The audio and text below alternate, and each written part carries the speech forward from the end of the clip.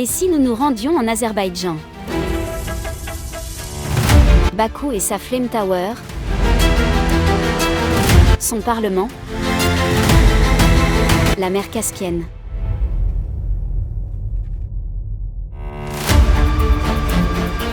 Le groupe d'initiative de Bakou organisait, du 23 au 26 février dernier, une rencontre autour de l'anticolonialisme. En guest star, des journalistes et médias d'outre-mer.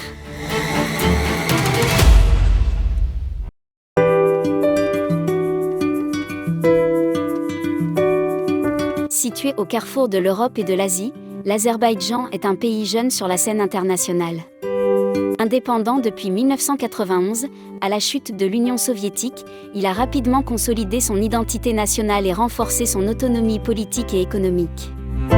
Après des décennies sous domination impériale, d'abord sous l'Empire russe, puis sous l'URSS, Bakou revendique aujourd'hui une souveraineté totale et s'affirme comme un acteur régional influent.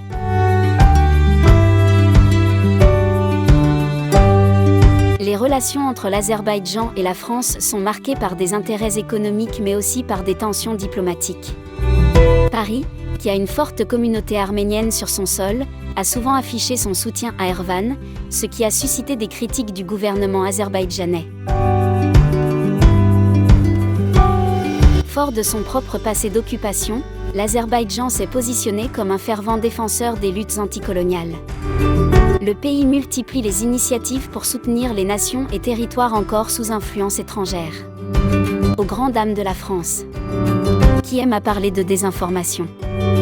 Mais pour nous, habitants des pays sous administration française, qui souhaitons une autonomie, voire pour certains l'indépendance, on retient l'opportunité. Aussi, entre la visite du Parlement,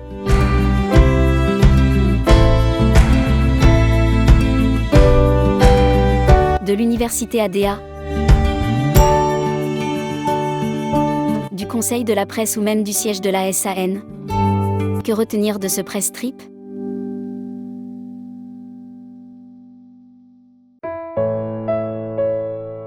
L'allée des martyrs.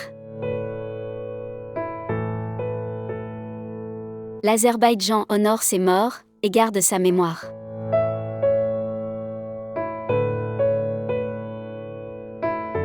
Et ce qu'on peut noter, c'est le fort sentiment de fierté nationale.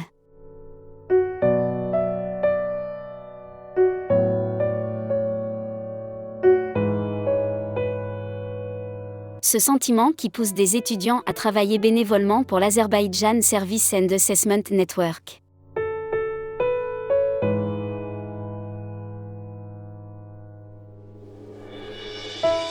Et c'est ce même sentiment qui devrait nous animer, pour considérer tout partenariat nous permettant d'atteindre notre émancipation. Que l'Azerbaïdjan ait des intentions cachées ou pas, l'essentiel reste qu'il est un partenaire. Un partenaire pour porter la lutte des peuples cherchant à s'émanciper à l'international.